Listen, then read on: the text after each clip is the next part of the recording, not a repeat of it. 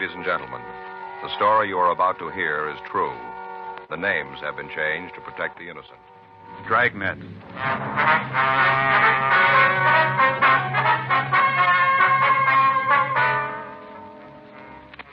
You're a detective sergeant. You're assigned to robbery detail. You get a call from an informant telling you that 3 known gangsters have moved into your city. You don't know who they are or why they're in Los Angeles. Your job, check them out.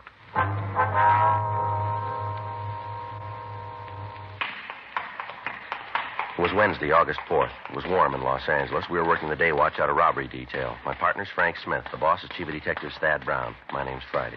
We were on our way out from the office, and it was 9:42 a.m. when we got to the Osborne Turkish Bath. Steam room. Hot, isn't it? Yeah. Must be Dell back there. Yeah.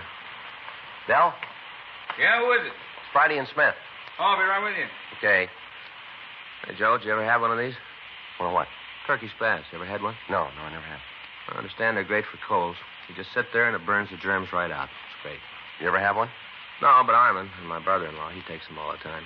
Tells me about how it does for colds. Next time he has one, I think I'll go with him. Yeah, it's a good idea. Hi. Sorry to keep you waiting. We've been having trouble with the boiler. Got to keep a close check on the steam pressure in here. That's okay. Let's get out of here, huh? Well, it won't make me unhappy. It sure is hot, Dell. Go on upstairs. We can talk there. Okay. What do you got for us, Dell? Might not go anyplace, but I thought I ought to fill you guys in on it. Mm-hmm. Fellow rolled in here last night. Must have been about 10:30. Nightman's out with a cold, so I had to fill in. A cold? Yeah, some kind of virus or something. Oh, yeah. Come on, we can talk in the office. Sit down. You mind if I go over some of these bills while we talk? No, go ahead. Well, this bimbo pulls in here last night, really carrying a load. I registered him and had Jimmy take him upstairs. Guy's kind of loud, rolling all over the place. I wanted to get him upstairs to a room, figuring he'd sack out, and we wouldn't hear no more from him. Yeah. Well, he had a different idea. A couple minutes later, he comes downstairs, wants to know what's going on. What do you mean? Wants to know where the steam room is. Says he's not going to sit in the little room all night. He paid for a steam bath. That's what he wants. Yeah. When he starts to talk about his high-powered friends and this deal they're out to pull, I kind of figure there's something wrong. He tell you who the friends were? No, not right now. Just mentioned a guy named Bud. Kept talking how Bud was going to be sore at him because he got drunk. Must have said it 100 times. How Bud was going to be real sore. Sounded to me like this Bud is the big man in the deal. I see. No idea what the deal is, though, huh? No, most he said was that when they left town, they were all going to have a lot of money. More money than I'd ever seen. You got the name on this guy? Oh, here's the register here. Let's see. Hey, you can see right here. Vernon Carmichael, Los Angeles. Didn't give an address, huh? Once he mentioned he had to meet Bud at a hotel down on South Flower. Didn't say which one, though. Well, Flower's a long street, Dell. That doesn't help much. Didn't give you any ideas at all of what the deal was going to be, huh? No, must be a good one, though. Why'd you say that? Well, when I took him up to his room last night, I could see his clothes hanging on a chair. Yeah. On top of his coat, he had a shoulder holster. Looked like a .45 automatic in it. The way I look at it, a guy that's carrying that kind of muscle is figuring on scoring heavy. Did you make any phone calls while he was here? No. Anybody had the room since he left? No, I told the cleanup man to leave it alone. Figure you'd want to go over it. It's a good idea. What time did you leave this morning? Jimmy says it was about 7:30. I figured sure he'd sleep most of the morning. If I'd have known he was going to leave that early, I'd have called you last night. Mm-hmm. Well, we better take a look at that room, Dell. Might be able to come up with something that'll tell us who he is. I got something else for you. Yeah, what's that? I mentioned this Carmichael to Jimmy last night. Told him that I thought there was something wrong. Yeah? The reason the guy left so early is that he got a call from somebody. Guess it's the guy that picked him up. Did this Jimmy see who it was? No, did the next best thing, though. Yeah, what's that? Got the license number of the car.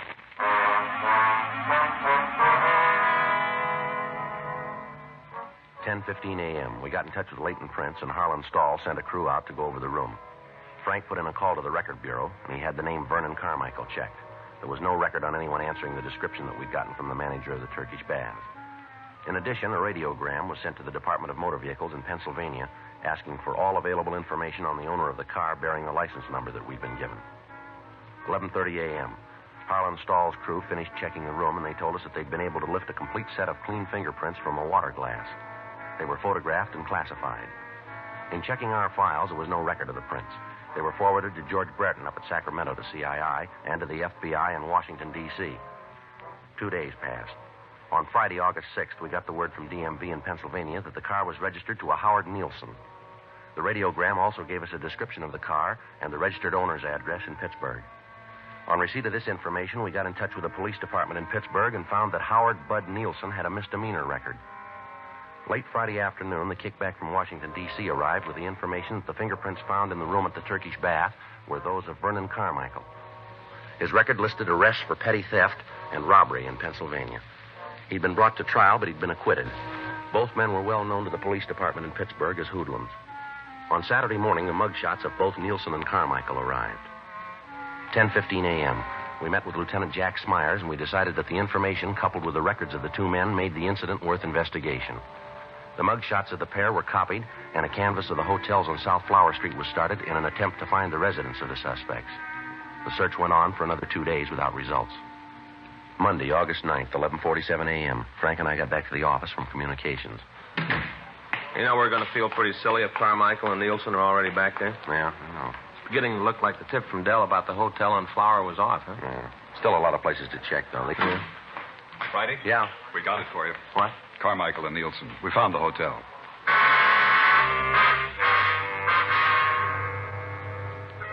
At 10:30 that morning, officers Murphy and Rafferty had gotten the first affirmative answer to their questions about the suspects. A room clerk in a small hotel at the corner of South Flower Street and Bunker Hill Avenue had recognized the mugshots of Carmichael and Nielsen. Further questioning brought out the name of the third man in the trio. He was identified as Ernest Hunter. A check of the name through our records netted us no new information on him, and the name and the description was forwarded again to Brereton up at CII in Sacramento and again to Pittsburgh for possible identification. In talks with Lieutenant Smyers and Chief of Detectives Thad Brown, it was decided to keep the man under 24-hour surveillance. 3 additional teams of men from robbery detail were assigned to the duty.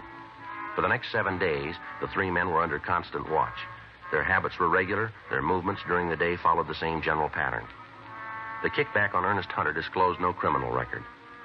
At the end of the first week of watching the men, it was decided that the next step in the operation was to place a microphone in their room so that we might be able to monitor their conversations. Frank and I got in touch with the sound crew at the crime lab, and we made arrangements with them. The necessary permits were obtained from the Federal Communications Commission, and the listening equipment itself was ready. We made arrangements with radio car officers to pick up the suspects for investigation. The sound crew, Frank and I, along with Murphy and Rafferty, stood by for word that the trio was in custody. Tuesday night, 9:40 p.m. Should be getting word pretty quick. Yeah. Red 2 to Red 1. Red 2 to Red 1. Come in, Red 1. That's Murph. Yeah. Red 1 to Red 2. Come in, Red 2. Any word yet? Over. No, not yet. We're all set in the manager's apartment. Monitor to Outpost 1. Monitor to Outpost 1. Come in, Outpost 1. Sounds like they got him. Yeah, you want to take it? Yeah. Stand by, Red 3. Outpost 1 to monitor.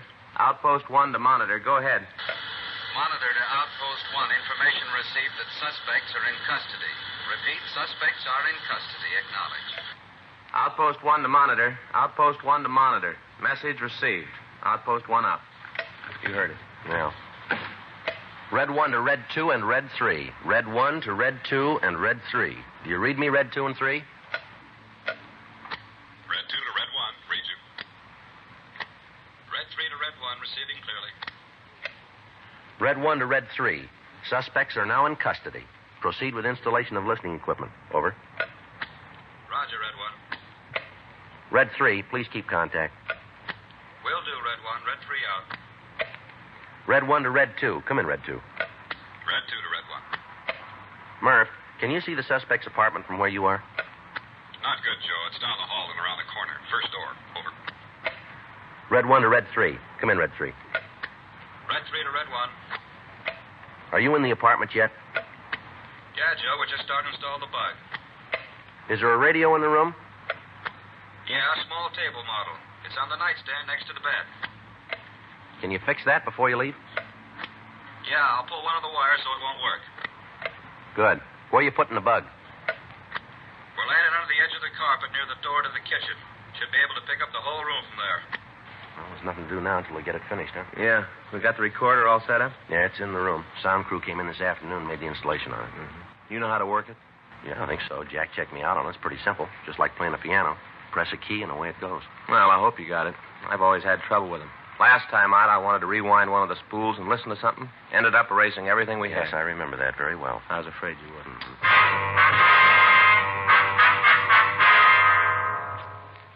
11:15 p.m. The installation of the listening equipment was completed, and Frank and I, along with Officer Pat Murphy, took up our positions in the room we intended to use as a monitoring post.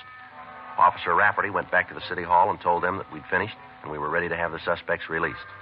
In the meantime, Carmichael, Nielsen, and Hunter had been fingerprinted and mugged. A search of their persons had failed to reveal any incriminating evidence, and the time that they'd been held had allowed us to make the necessary installation. After the trio had been released, we received information that they were proceeding toward the hotel. Frank, Murphy, and I waited for them at the monitor post to come into their room. 12:35 a.m. That's them. Get the recorder, huh? Right. You want to take care of the log, Frank? Yeah. See, it's 12:36 a.m. That's it. Lousy deal, boy. Just wanted to ask you some questions, that's all. That's what you think. They had a reason. You're so smart, you tell me why. Ah, shut up. Will you, Carmichael? You weren't such a big man when he started asking you the questions. You all the time saying how he was going to tell them all. Why don't you shut your Probably mouth? when you got tanked up in that Turkish bath, that's probably what tipped him. What tip? A couple of uniformed cops stop us on a routine investigation. They got nothing. Anything on us, you think you'd let us go? Well, do you? You think you'd let us go? Oh, why don't you dry up? Hunter, Yeah? turn on the radio, will you? Get some music. Yeah. And next time you get tanked, come back here, huh? Don't go roaming all over town. That's why they picked us up. You said something. What'd I say? You know what I said, huh? Do you? You being a big man, you tell me what I said to him. They picked me up. Go ahead, tell me. You said something. I don't know what it was, but you shut off your mouth. Hey, Hunter, what's the matter with the radio? I thought you was going to turn it on. I'm fine, dude. Must be broken. Don't worry. It doesn't make any difference. I'm going to hit the sack. Nice to have you shut for a while. You open your mouth anymore, you got more trouble you can handle. That's the way it looks to you. Yeah, it does. You guys don't shut up, I'm going to throw one of you out of here. Now shut up and get some sleep. Good night. Nice. Still wish we got the radio on. And that's the way it went for the next 5 days. When the men were in the room, they argued continually. They talked about the deal they were working on, but from their conversation, there was no way of learning what they planned. When they left the room, they were constantly under surveillance, but their movements were routine. They took their meals in the same restaurant. They went to movies. They sat in bars, always together. During the time they were out of the apartment, they made no local contacts. They received no telephone calls. They made none. We knew that they were planning something, but there was no way of knowing what it was. All conversation in the room was recorded and listened to over and over again in the hope that we could come up with some kind of a lead. But the time spent in replaying the recordings netted us nothing. From what they'd said, we figured that whatever they were planning would take place on either Tuesday, August 17th, or on Wednesday, August 18th.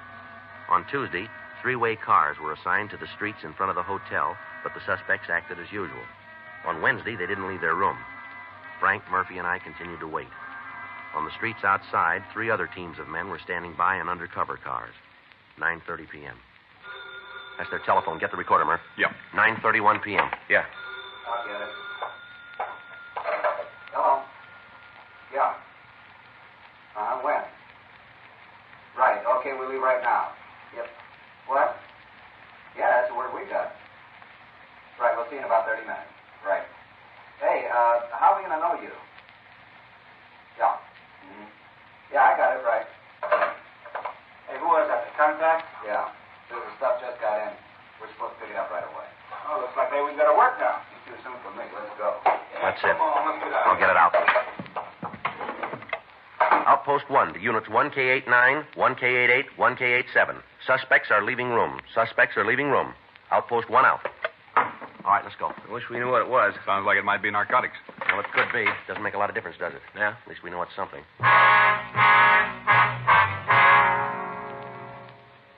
By the time we got to the street, the suspects were getting into their car and pulling away from the curb. Frank, Murphy, and I got to our car and followed them.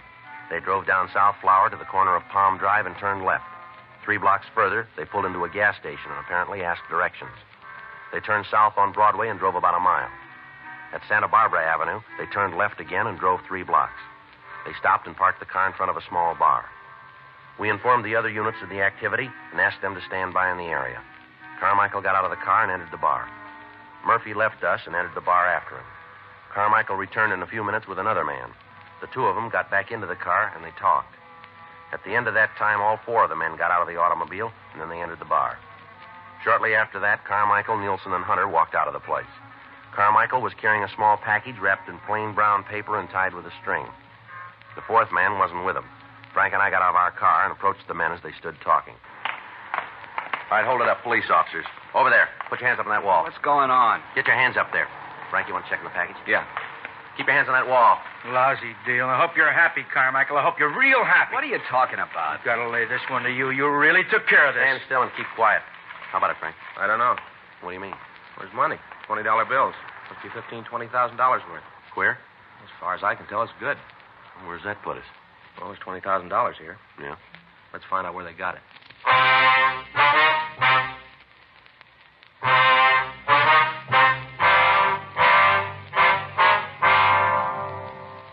10:02 a.m. The 4 suspects were taken into custody and removed to the city hall for interrogation. We got in touch with the Secret Service and asked them to come over to the office to check on the currency. The agent arrived and, after looking at the money, pointed out several minute mistakes that had been made in the engraving of the plates. He went on to explain, however, that this particular printing was one of the best that he'd ever seen. He told us that the paper used in the bills would be analyzed and that we'd receive copies of the reports as soon as they were finished. 12:14 a.m. While Murphy, Rafferty, and the Secret Service man questioned Nielsen in the interrogation room, Frank and I talked to Carmichael in the squad room. We questioned him for about an hour, but he refused to say anything that would help us get a lead to the source of the counterfeit. 1:30 a.m. How long you figure you can keep this up, Carmichael? I don't know what you're talking Oh, about. now, come off it. We're getting tired of playing kid games here. We want to know where the queer came from now. Who says it's queer? Guy that printed it was pretty sloppy. He made a lot of mistakes. Joe? Yummer. See you a minute? Yeah. Be right back. Yeah. How you doing? Nothing. Nielsen won't say a word. Gives it to us that he didn't know what was going on. Says he just went out there to pick up a package. They say who they were running the errand for? Well, tells it just he went along for the ride. The whole thing was Carmichael's idea. Mm-hmm. We thought maybe we'd go to work on Hunter, see what we can get from him. Okay.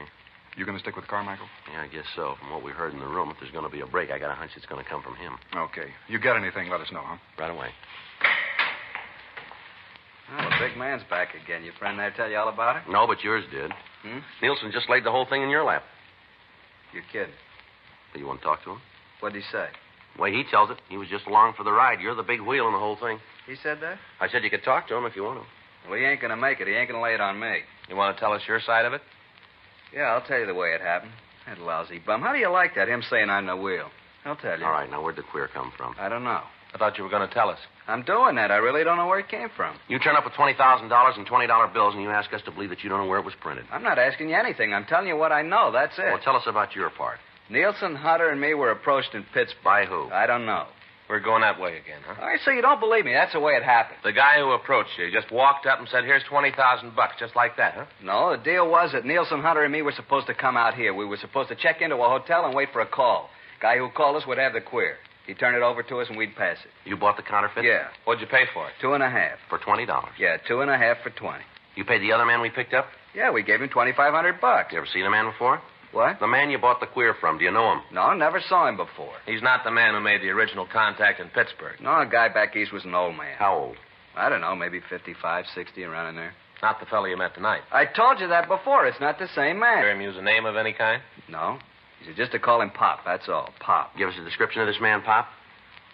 What's in it for me? Well, what do you got now? Nothing. All right, it'll stay that way. You're in big trouble, Carmichael. If you're smart at all, you're going to cop out to the whole thing and cooperate with us. Lousy Nielsen. Him all the time yelling about how it was all set. All the time saying we had it made. Sure, I'll go with you. I just want to see Nielsen get his, that's all. Just want to see him get his. We're going to want you to look at some pictures, too. I told you I'd go the route. You just tell me what you want to know. If I got the answer, so have you. All right. What'd he tell you? What? That lousy Nielsen. What'd he tell you about how it happened? He tell you the way I did? You tell it that way? Pretty much, yeah. Sure, that's the way it happened. Can't be told any other way. Yeah, well, Nielsen might give you an argument there.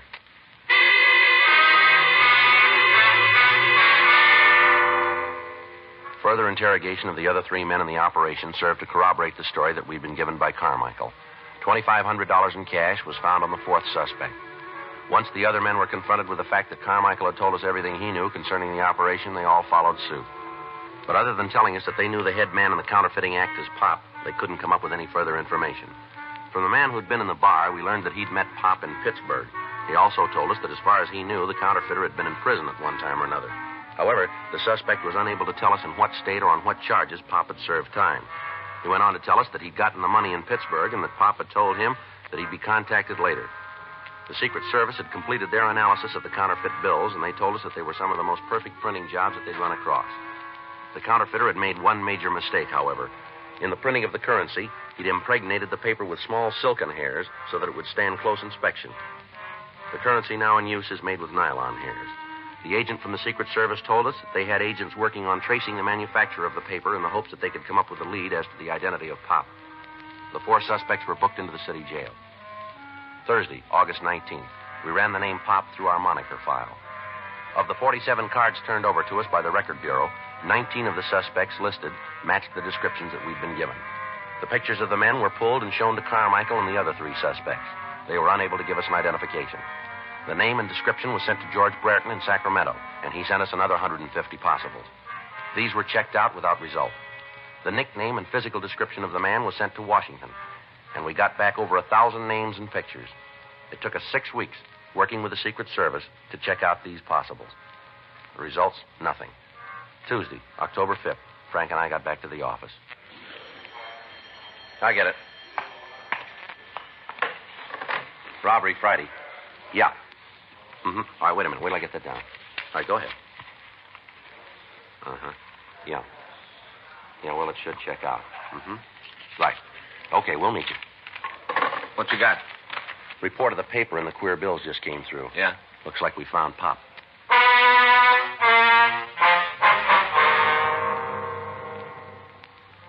In checking the manufacturers of paper similar to that used in the counterfeit $20 bills, the Secret Service had come up with the name of a small print shop in the eastern section of Los Angeles. The paper used was of an unusual type, and there were not many orders for it. This particular shop had ordered large quantities of it in the past and was continuing to use it. In checking out the name of the man on the order blanks, the Secret Service had found that he'd been convicted of robbery and had served a term in the federal penitentiary in Atlanta. He'd been released and had come to California and opened a small print shop. We spent the next 2 days checking the suspect out. His name was given as Stanley Jackson, age 47. For the next week, the print shop and Jackson himself were kept under constant surveillance. On Thursday, October 14th, at 11:50 p.m., the suspect was followed to his print shop. I'll cover the front of the shop, Joe. Right, Murph. Come on, Frank. Yeah.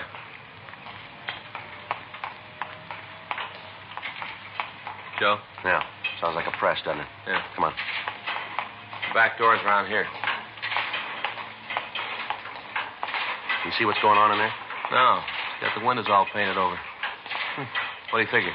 Well, it doesn't leave us with a lot of choice. If we go in and he's not printing counterfeit, we're going to make him so hinky that we might never nail him. Yeah.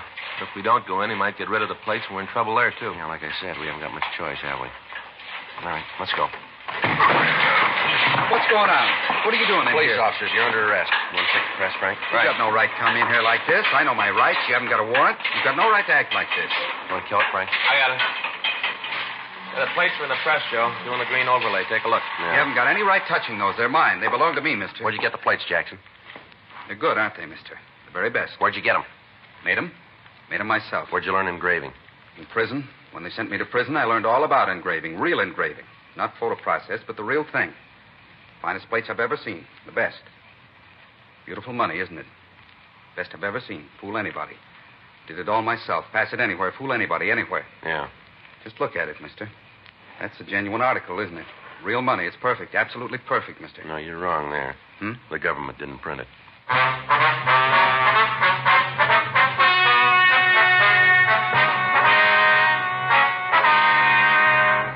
Vernon Alex Carmichael, Howard Raymond Nielsen, Ernest Richard Hunter, Philip Roger Harger, and Stanley Norman Jackson were tried and convicted of violation of Title 18, U.S. Code, Section 474, printing and issuing counterfeit money. Violation of this title is punishable by a fine of $5,000 and imprisonment in a federal penitentiary for a period not to exceed 15 years.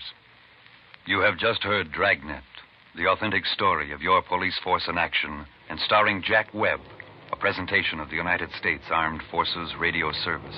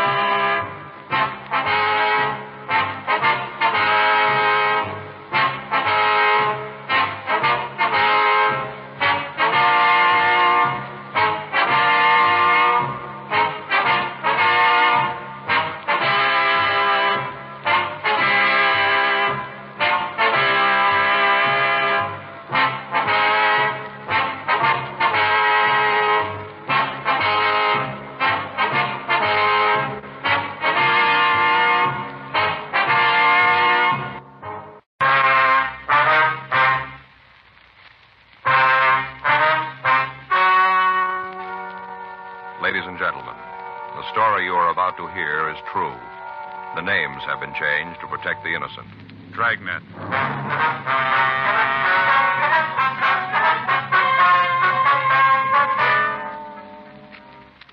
You're a detective sergeant.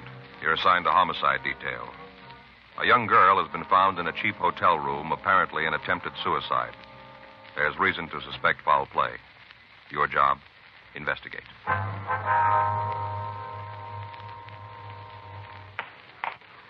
It was Thursday, November 19th. It was warm in Los Angeles. We were working the day watch out of homicide detail. My partner's Frank Smith. The boss is Captain Lorman. My name's Friday. We'd just gotten a call from Georgia Street Receiving Hospital, and it was 9:46 a.m. when we got to the second floor. The treatment room. Yes? Would like to see Dr. Hall, please? Come in, Joe. Joe, Frank? Hi, Hi. Doc. Is this the girl? Yeah. How's she doing? I'm not sure yet. Just finished the transfusion. Well, when are you going to know? We think she's going to live, but there's no way of telling right now how much damage has been done to the brain tissue. Mm-hmm. Bad bruise on her face.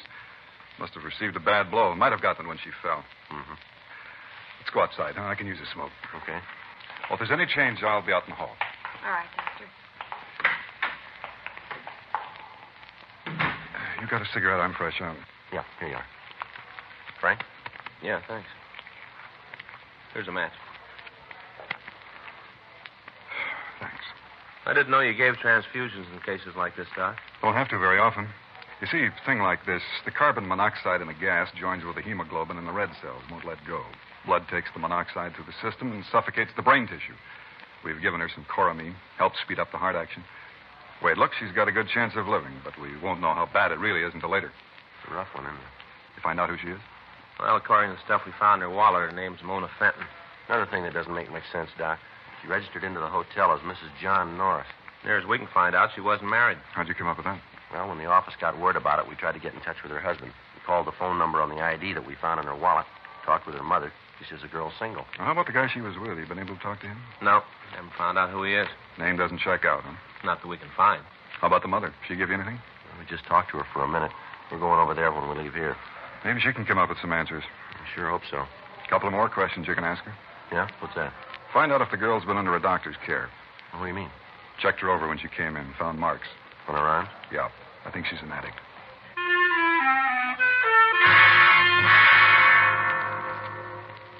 At 8:30 a.m. that morning, a guest in a small hotel on Grand Avenue had thought that he detected the odor of gas in the halls of the building. He notified the desk clerk, and together they conducted a search of the premises. Finally, they ascertained that the escaping gas was coming from a room on the third floor of the hotel. When the desk clerk got no answer to his calls, he used a pass key to open the door. Sprawled across the bed was a girl who appeared to be in her early 20s. The gas heater in the room had been turned on full, and the windows were closed, locked, and stuffed with pieces of torn sheets to keep the fumes in the room. The quick action of the desk clerk had undoubtedly saved the girl's life. While the hotel guest called an ambulance, the clerk turned off the gas, opened the windows, and administered artificial respiration to the girl until the ambulance crew arrived. As an attempted suicide, the homicide detail had to make an investigation, and Frank and I were assigned to the case. After we'd talked to Doc Hall at Georgia Street Receiving Hospital, we drove down to the hotel where the girl had been found. Right in here. Anybody been in this room since the other officers left? No, sir. Told me to lock it until you could see it. All right, sir. Now, this is just the way you found it, is that right? Well, yes, of course. The gas is turned off, and I opened the windows, but everything else is the same. I see. From what you said on the phone, she came in last night, is that right? Yes, sir. At least that's what the registration book says. They checked in at 10:15. Did you take care of him? No, I was out to dinner when they got here. Who checked them in? Jeff Christensen. Is he around? No, not right now. He'll probably be back tonight. You know where we can find him? Well, I don't know. See, Jeff got paid last night. Got his week's wages. Last I saw him, he was on his way out on the town with some of his friends. Jeff goes out on the town. Maybe we don't see him a couple of days. I see.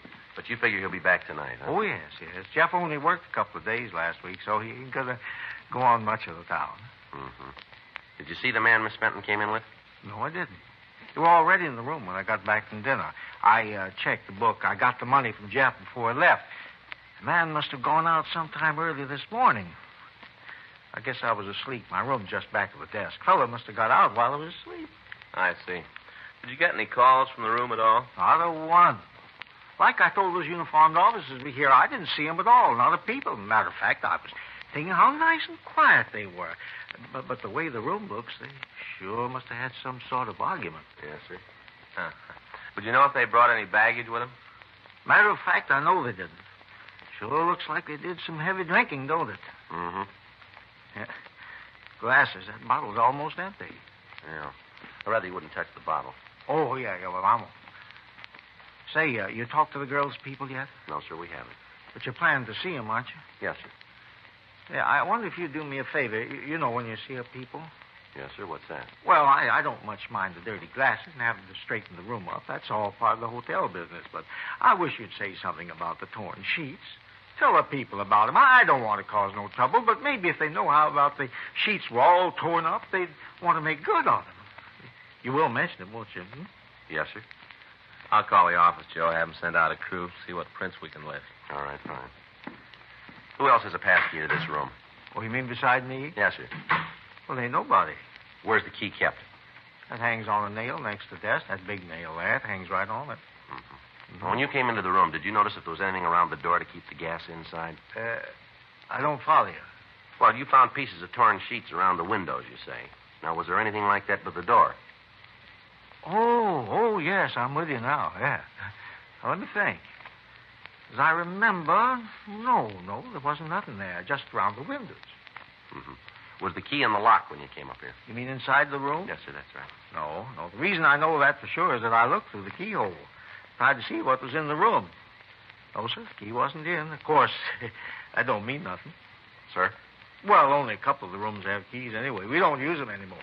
You mean you don't lock the doors? Sure, we lock the doors. We got them all locked all the time. This is a respectable hotel. Of course we lock the doors. But not with those keys. We got those other locks on the doors. Oh, I see. You see, yeah, see that? Sort of like Yale locks. That kind, you know. That's what locks the doors, not the other keys. Yes, I see. Of course we lock the doors. Yes, sir. The locks catch when the door is closed, though. Is that right? Yeah, locks them tight. I got in touch with Lee Jones, Joe. He sent a crew right over. Good. I checked with Doc Hall. How's the girl? Oh, she's coming along. Doc says she's doing better. Oh, these fellas that you're going to have roaming around here, what's this all about? There's something wrong? We're not sure yet, sir. Oh, dear. It always happens like this, don't it? What's that, sir? I try to run a respectable place. Goodness knows I do. I keep it right up to date. There's good service, and something like this happens. There's no reason for that girl to do a thing like this, not in my hotel. Now you cops come in here. Cops going to be all over the place. Tenants aren't going to like it. They ain't going to like it at all. Just because of that girl. Why'd she have to come in here and do a thing like this? Why'd she have to do it at all, sir?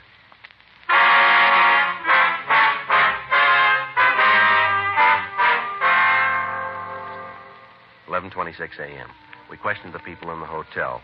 None of them could remember hearing any undue noise coming from the room where the girl had tried to kill herself. Normally, the investigation would have been routine, but with the possibility of foul play, we had to check every angle and then check it again. The crew from the crime lab arrived and went over the room. Under the bed, they found an empty capsule, the type commonly used to dispense heroin. They also came up with a clean set of fingerprints on both glasses. They were photographed, and the water glasses themselves were removed to the crime lab to be booked as evidence. The registration card the couple had signed was turned over to Don Meyer in handwriting. The name was checked through our record bureau, through the phone book, and through the city directory, but when the leads were checked out, we were no further in knowing who the man was who'd taken the room with Mona Fenton. Word was left at the hotel for the handyman to contact us as soon as he returned. Word was also left that if the man who'd registered with the Fenton girl returned, we were to be called. 11:45 a.m. The men from the crime lab finished their investigation and returned to the office to compile the results. Frank and I left the hotel and drove out to the address listed on the girl's identification. It was a large white colonial home near one of the colleges. We rang the doorbell and waited. Yes? Mrs. Fenton? Yes, that's right. What is it you want? Police officers would like to talk to you. Oh, come in. Thank you. It's about Mona, isn't it?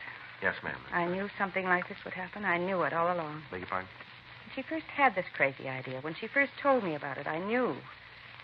Kids, try to tell them. Just try, and they tell you that times have changed. They say that you're not keeping up with the time. They know it all. Nobody can tell them anything. Well, what idea is this, Mrs. Fenton? When she wanted to quit school and take the job in that drive-in restaurant. The most ridiculous thing I ever heard of. But nobody could talk her out of it. Lord knows I tried. I knew something like this would happen. I just knew it. Yes, ma'am. Do you know any reason why your daughter might want to take her own life? Are you a policeman, too? Yes, ma'am. I'm Frank Smith. This is my partner, Joe Friday. How do you do? Do you know any reason why your daughter might want to kill herself? It's a little hard to say, Mr. Friday. What's that? Mona and I had quite an argument about her leaving school. It was one of those silly things that starts and gets all out of hand, you know. We both have pride, and neither one of us was going to back down. Mm-hmm. I haven't seen Mona to talk to for over a month. Does she live here, ma'am? Yes, she does, Mr. Smith. But there's an outside entrance to her room. She comes and goes as she pleases. Doesn't eat her meals here, so I hardly ever see her. Mm-hmm. Do you know if she's been under a doctor's care? Oh, I don't think so. Why do you ask that? Well, is your daughter a diabetic? No, she isn't, Mr. Friday. Why all these questions about Mona and a doctor? What are you trying to find out? Does your daughter have any special boyfriends, Mrs. Fenton? She did have. Who was that? Richard Burdick, nice boy. Mona and he were planning to get married when they got out of school. Then, along with everything else, that just blew up. Everything seemed to go all at the same time. Did your daughter have any trouble with this Burdick? No, nothing you could call real trouble. It's just that they agreed to disagree. It was Mona's idea. Richard didn't want anything to change. He was very much in love with her. Uh-huh. Does he know about this? I don't think so, Miss Fenton. We haven't told him. I don't know what he's going to do when he hears about it. It's going to hit him awfully hard. He's the sensitive type. Does your daughter have any close friends that she might confide in? I suppose she does. She's talked about some of the girls where she worked. Would you give us their names, please? Well, yes, I will. I'll write them down for you, those I can remember. All right, fine. Has your daughter been in good spirits lately? As far as I know, yes. She's always seemed happy enough when I saw her. I told you we haven't said much more than hello the last month, but she's seemed happy. Uh-huh. You said that she broke up with this Burdick boy. Is that right? Yes. When was that? 6 weeks, 2 months ago. You know what caused it? The job, all the other things. Mona kept making dates with him and then breaking them at the last minute. I guess Richard just got tired of being stood up. Well, did he and your daughter have any arguments that you know of? No. They just decided that it wouldn't work out for them. They just decided to stop seeing each other. Did your daughter have any other steady boyfriends? Anyone that she saw quite a bit of, maybe? Well, there was one boy. He was quite a bit older than Mona. She saw a lot of him the last couple of weeks. You know who he was? No, I never met him. I only saw him once. What if you could describe him for us? No, I'm afraid I can't. He drove by for Mona one night, going to pick her up for a date. Parked out in front and honked the horn. I see. I went to the front door to tell him to come in. Mona wasn't ready yet, but he wouldn't. Just sat out there and waited. I didn't get a good look at him. Could you describe the car for us? Not good. It was one of those foreign cars, a convertible. I think it might have been a Jaguar. I'm not sure about that, though. But you're sure it wasn't an American automobile? Yes, huh? I'm sure about that. All right. How about the color of the car? Can you tell us that? It was awfully dark out there. I'm not sure. I'd rather not say, officer, if I can't be sure. You understand that. I wouldn't want to tell you something and then have it turn out to be wrong. You can understand that, can't you? Yes, ma'am, of course. Did you see Mona this morning? Yes, we did. Is she all right? They think so, yes. Aren't you sure? Well, when we talked to the doctor, they were doing everything they could. They seemed to think that she was going to be all right. Thank God. It's so hard, Mr. Friday, to know that your child is sick, that she tried to kill herself, to want to go to her and not be able to. It's so hard. Try to take it easy if you can, Miss Fenton. If you'll just give us the names of the girls that she might know, we'll be on our way. Yes, I'll write them for you. Thank you. Excuse me? Shirley? Hello? Yes, it is. What? Yes, they're here. Just a moment. For you. I'll get it, Joe. I'll get those names for you, Mr. Friday. All right, fine. Did your daughter ever refer to this man in the foreign car by name? No, I don't think she did. All I know is that whenever she went out with him, it was the big date of the bunch. How often did she see him? Maybe a couple of times a week. Might have been more. I had no way of knowing what she was doing. She kept pretty much to herself when she met him, but I could tell he was the big thing in her life. He was it. Joe? Yeah. See a minute? Yes. Excuse me, Miss Fenton. I'll finish this list. Thank you. Yeah. Call was from Jack Smyers at the office. Yeah. Just removed her to the General Hospital. Yeah. She had a relapse. They don't think she's going to live.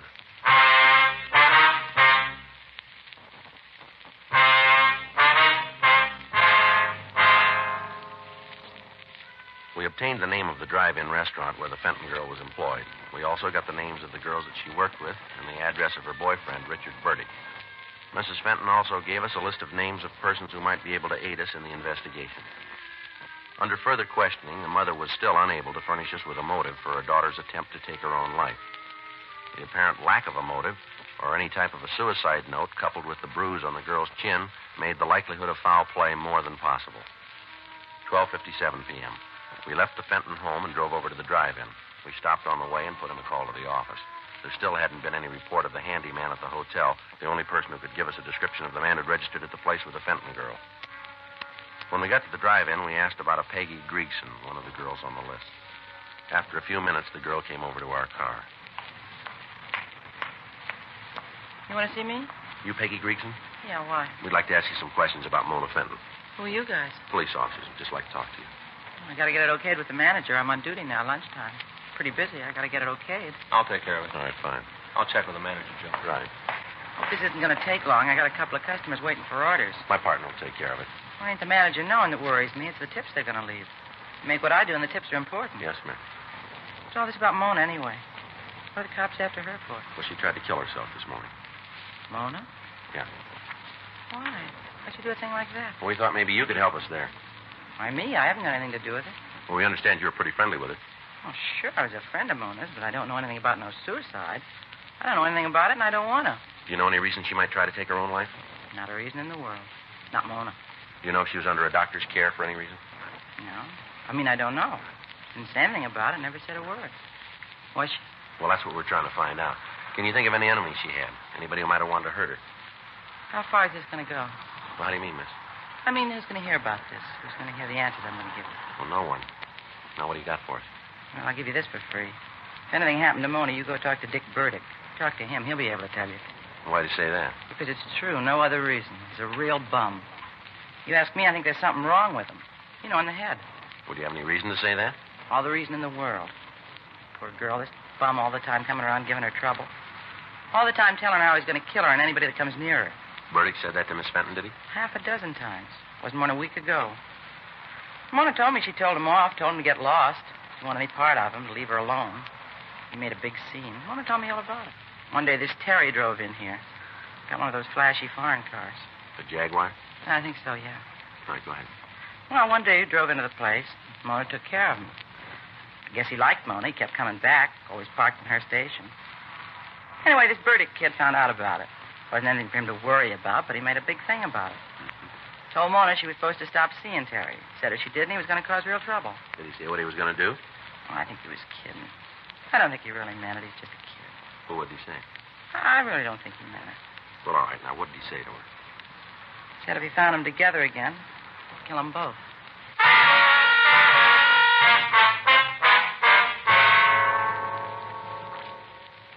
We talked to the other girls in the drive-in. From them, we got the same story about the scenes that Richard Burdick had created. We got more information about the threats that he'd made against the Fenton girl and Terry Hamilton. From one of the girls, we got the address of Hamilton. 2:45 p.m. We left the drive-in and drove over to the address of the girl's boyfriend, Richard Burdick. We talked to the landlady. She told us that the Burdick boy had regular habits. He paid his rent on time. He never had any visitors. She told us that he wasn't in his room at that time, but she said that she'd let us in. In her company, we went upstairs. She unlocked the door, and Frank and I went in. Want to check the bedroom? I'll take the kitchen. Yeah.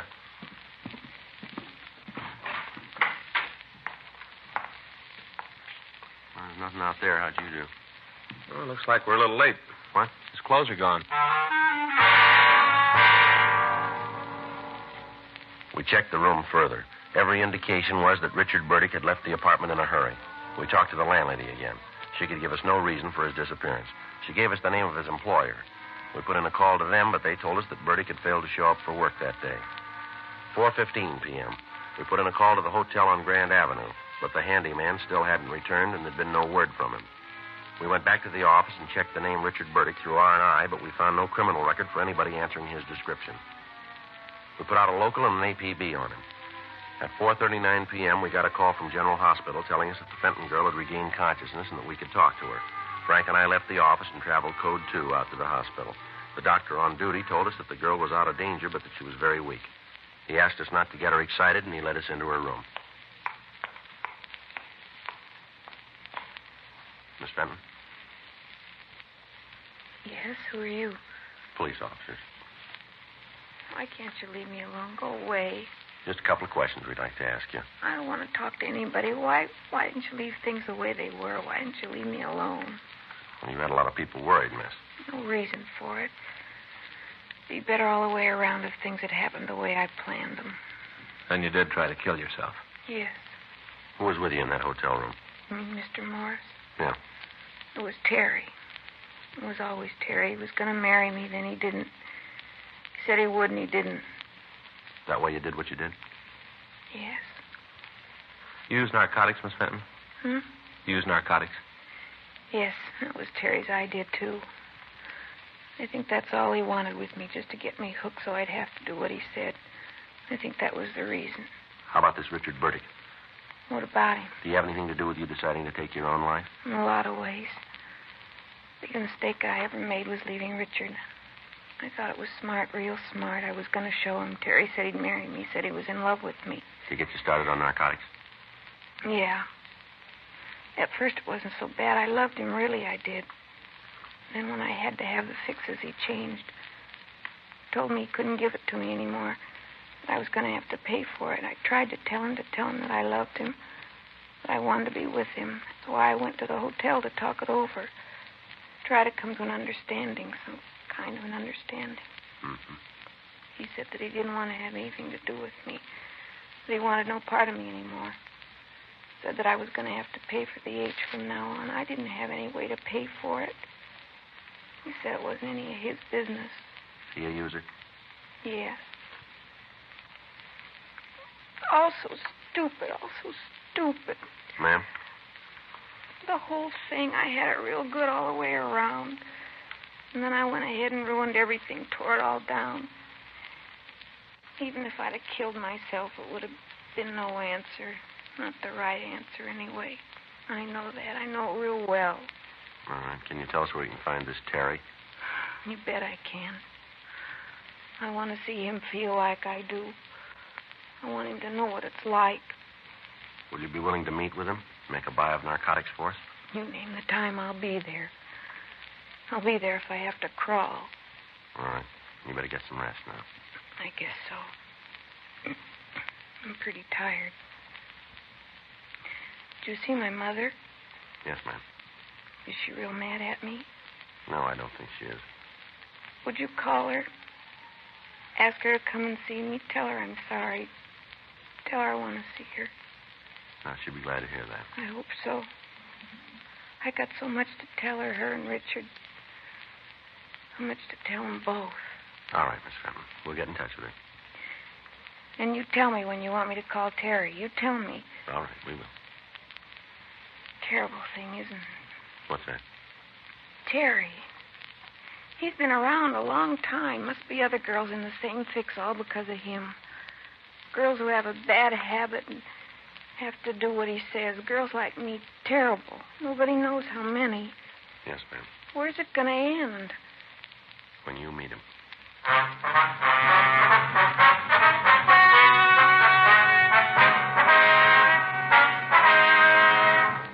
Terry Norris Hamilton was tried and convicted of violation of the State Narcotics Act, a felony, 1 count. He received sentence as prescribed by law. Violation of the State Narcotics Act, a felony, is punishable by imprisonment in the state penitentiary for a period of from 1 to 5 years. Mona Irene Fenton pled guilty to the same charge and was placed on probation for a period of 3 years with the provision that she be placed under the care of a competent psychiatrist. Dragnet. The story of your police force in action is a presentation of the United States Armed Forces Radio Service.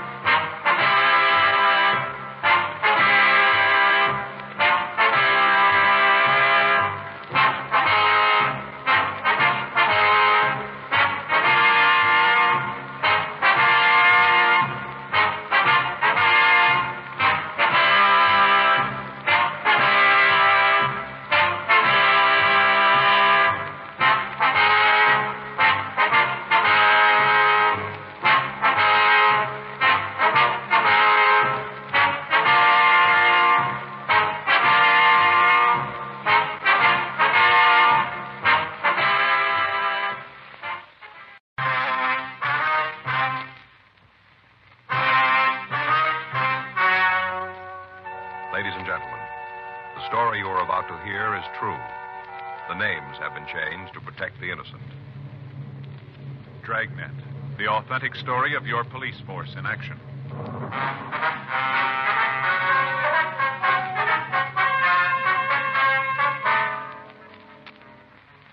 You're a detective sergeant. You're assigned to homicide detail. An elderly woman in your city has disappeared. There's no lead to where she's gone or why she left. Your job, find her. It was Wednesday, July 14th. It was hot in Los Angeles. We were working the day watch out of homicide detail. My partner's Frank Smith. The boss is Captain Lorman. My name's Friday. We were on our way out from the office, and it was 9:47 a.m. when we got to 654 Kenmore Avenue. Yes? Miss Crocker? It's Miss Crocker, but I'm her. Police officers. Oh, yeah, come in. Thank you. This is my partner, Frank Smith. My name's Friday. Oh, how you doing, ma'am? Just sit down there on the couch. Move that Afghan. I was laying down when you got here. Terrible thing. I just know it. Yes, ma'am. If you tell us about it, please. You just bet I will. First off, can I get you something? Maybe a cup of coffee, a little piece of cinnamon toast? No, thank you, ma'am. Okay. If you change your mind, you just let me know. Yes, we will. Now, if you just tell us about Miss Gillespie, please. I hope if anything ever happens to me, I get this kind of service. Yes, ma'am. Are you a friend of Mrs. Gillespie? Her best. That's why I know something's happened to her. Uh-huh. She wouldn't just take off like this without telling me. Matter of fact, she didn't tell nobody. Just all of a sudden, she was gone. All right, if you'd start right at the beginning and just tell us the whole story, please. Well, Bertha Gillespie and me been friends for years. I see. Her and me been friends for years, ever since her husband died and she opened up the tea cozy. That's the little tea shop she has. Yeah. Nice place. She's done real good with it. All the ladies in the neighborhood go down there for afternoon tea. Serve those little tiny cake rolls with a pot of tea. Ladies' fingers, you know. Yes, ma'am. Well, a couple of days ago, I went down there to see Bertha. Do you know what day that was? Hmm? I say, do you know the exact date? Oh, now, let's see. This is Wednesday. I guess it must have been Saturday. Yes, that's it, Saturday. All right, would you like to go ahead, please? Well, I went down to the tea cozy, and there was a sign right on the door telling how Bertha was sick and she'd gone away for a couple of days. Was she in poor health? Bertha? Yes, ma'am. Bertha was as strong as an ox. Nothing wrong with her. Besides that, I saw her only Friday night. She didn't say nothing to me about being sick, not a word. I see. That's what made me figure that there was something wrong. For the past 10 years, if there was anything on Bertha's mind, she told me about it. You just bet she did. Well, isn't it possible that she just used the pretended illness as an excuse? That she just went away on a trip, maybe? Oh, Bertha wouldn't do that. Why do you say that? Well, because she just wouldn't do it. Not with Saturday coming up. There isn't anything in the world that could make Bertha leave. Well, what's happening Saturday? Scrabble. Beg pardon? Scrabble. You know, the word game. Oh, yeah. Yeah, I know what you mean. Well, the ladies in the neighborhood have a sort of club. We meet down at the cozy and play our tournaments. Bertha's the champion. Hasn't been anybody that can beat her real good. You know, not regular. Yes, ma'am. That's why she wouldn't leave. This Saturday was her first big match outside the club. A woman from West Los Angeles was coming out here to challenge her. Bertha's been in training all week. Well, she wouldn't just walk out on the match. I'm telling you, officers, there's something wrong. Well, has Mrs. Gillespie any relatives here in Los Angeles? No. No, she's got some people back east. Mississippi, I think. Possible she might have left to go see them? I told you. Not with the big match coming on. Ain't nothing in the world that could keep Bertha from playing in that. Nothing, and you believe it. Yes, ma'am. Does she have any men friends? Oh, you mean romantic? Yes. Well, there's Chester, but that's not what I'd call a real romance. Bertha'd go out to the movies with him once in a while. Maybe he'd come over to the tea cozy of an evening, and they'd sit there and watch the television. But there'd always be somebody else there, mostly me. No, you couldn't say that it was any kind of a romance with Chester. Do you have his address? You going to talk to him? Yes, we'll have. It won't be any good. I already did. He don't know where Bertha is. If you'll just give us the phone number of this Chester, we'll check on your friend. Yeah, you check. You'll find out what I said is true. Yes, ma'am. I think somebody done Bertha in. She wouldn't just take off like this without telling me. Well, now, ma'am, did she have any enemies in the neighborhood? Anybody that you think might want to do her harm? No, not a soul, not a single one. Isn't anyone who didn't like her. Well, maybe Mrs. Ruman didn't care much for her, but I think that was a kind of a jealous thing. Well, what do you mean? Scrabble. Well, what's that? Mrs. Ruman, Helen. She thought she could play the game. Then when she challenged Bertha to a match, it was pretty terrible. 4:57 to 2:14. Helen was pretty upset. She tried to make out like she was a good loser, you know, kind of smiled and laughed. But I could tell. She didn't like being skunked. Yes, ma'am. Can you think of any reason why anyone would want to harm Miss Gillespie? Well, not right off unless it was for money. What? Last time I saw her, she was carrying a lot of cash money around with her. Yeah? $2,500. 10:33 a.m. We put in a call to missing persons detail and checked the name Bertha Gillespie through the files. There'd been no report filed on her, and her name did not appear in the Gaga file. We checked the name through R&I, but she had no criminal record in Los Angeles. 10:47 a.m. We drove by the Tea Cozy restaurant. On the front door, attached with cellophane tape, was a hand-lettered note reading, "Taking a short vacation. Watch for reopening." Through the glass pane, we could see the interior of the shop. Everything appeared to be in order. Frank and I checked the rear of the building, but from what we could see, there was nothing out of line. 11:28 a.m. We put in a call to the missing woman's boyfriend, Chester Avon. He told us that he'd talked to the Gillespie woman on the previous Friday night, and she'd appeared in good spirits and had said nothing about leaving. We checked at her bank. We found that she'd made a withdrawal from her savings account to the amount of $2,500.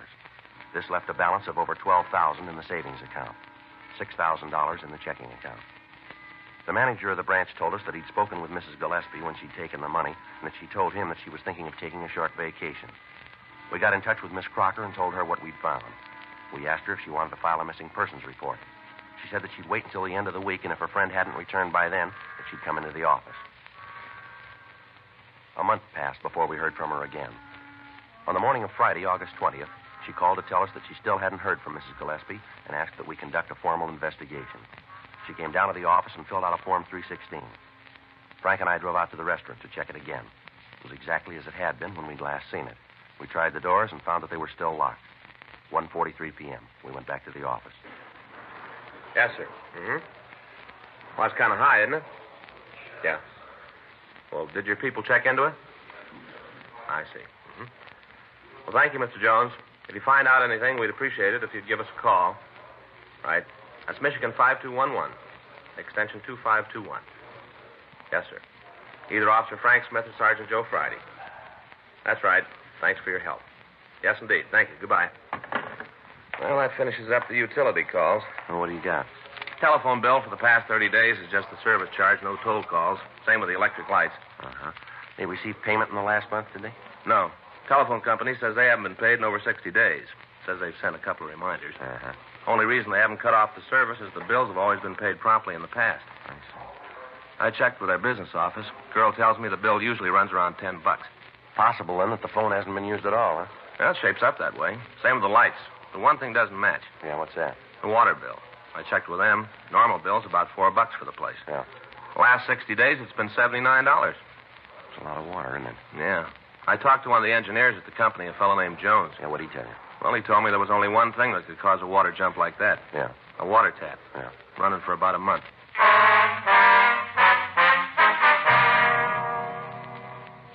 2:06 p.m. We called the bank where Mrs. Gillespie had her accounts.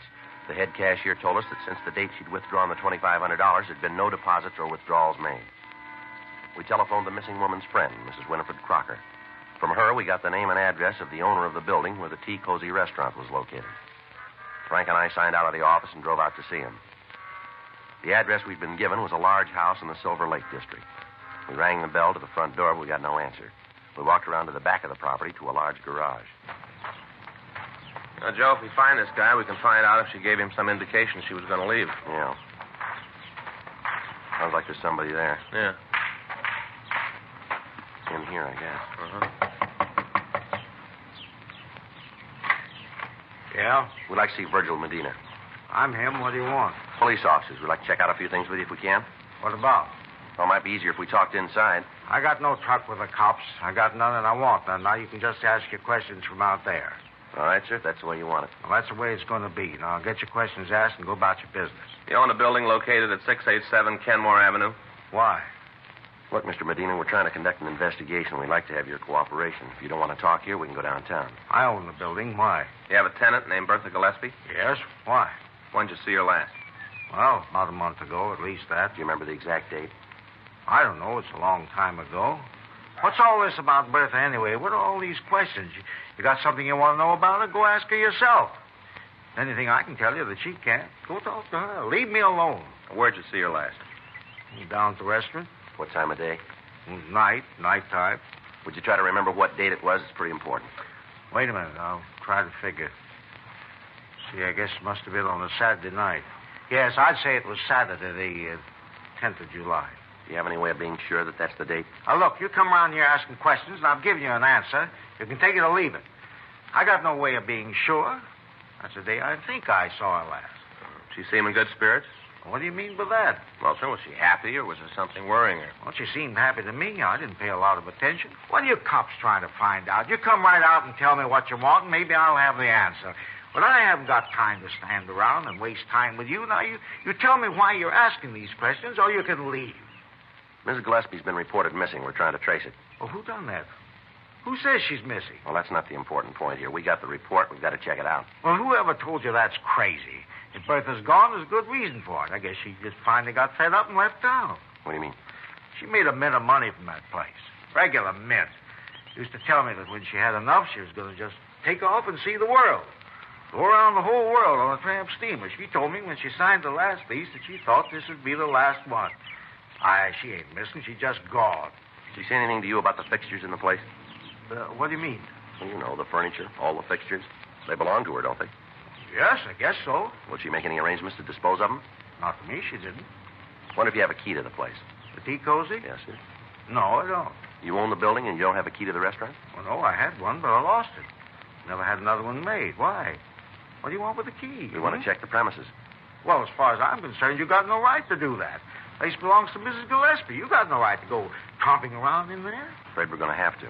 Then you're going to do it without my say-so. All right, sir, if that's the way it's going to be. I'm telling you, she ain't going to like it.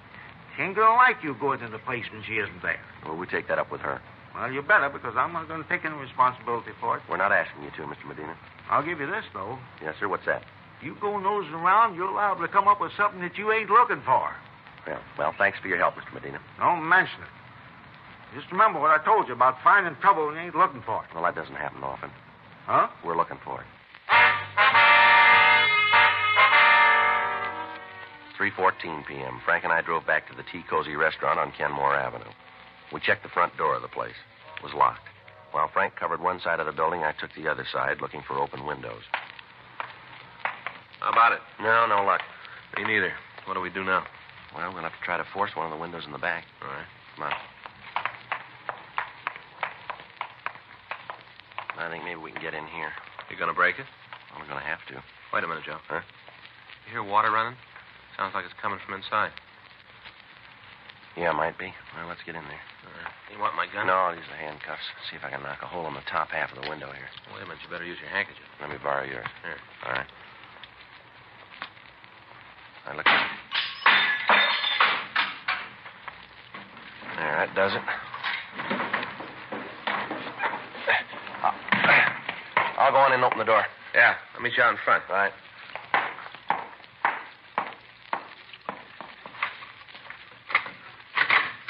Frank? Yeah, here. Come on in. See anything? No, I haven't looked yet. Well, this must be the living room. Yeah. Everything looks okay here. A little dusty. Yeah. Water's running someplace. Wait a minute. Sounds like it's come from over there. Yeah. Better turn it off. Yeah. Better call the crime lab, huh? Yeah. Kind of a rough one, isn't it? Yeah. Looks like she put up quite a fight. Bloodstains all over the place. Yeah, look here. Huh? I guess this is what killed her. Yeah. Butcher knife.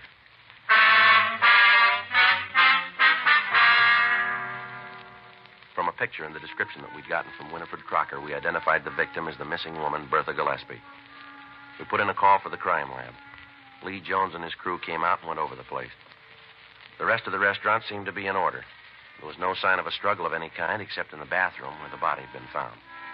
The murder weapon, the butcher knife, was dusted for prints, as was the rest of the restaurant, but the partials that the crime lab came up with were worthless for classification. They would be sufficient, however, for comparison if we caught the killer. A search of the personal effects of the dead woman revealed no further information to aid us in apprehending her killer. The $2,500 that she was known to have had when she was last seen was missing. 6:21. The men from the crime lab finished their investigation on the scene, and the coroner's office was called. They came out and removed the body. They also locked the door and affixed the coroner's seal. 6:45 p.m. Frank and I got back to our car to go down to the office. All right, let's go, Frank. Yeah. Hey, wait a minute. Hold it, Frank. Huh? That's a little kid. You guys the cops? Yeah, son, what's the matter? A lot of excitement around here, huh? Yeah, that's right. Something we can do for you? No, I figured maybe there's something I can do for you. What do you mean? You know who did the murder yet? Well, why do you say it was a murder, son? I know who did it.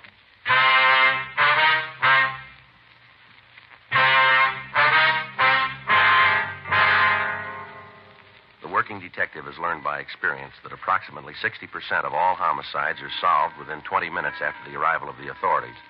Two things are necessary in establishing the identity of a killer: motive and opportunity. In the present instance, we had the motive. $2,500 that the dead woman had withdrawn from her account was missing. However, a month had passed between the time the actual murder had taken place and it had been discovered. Ample time for the killer to cover his tracks. Now, before we could leave the scene, we had a witness who stated that he could name the killer for us. We asked the boy to get into the back seat of the police car while Frank and I questioned him. What's your name, son? Good, Eric.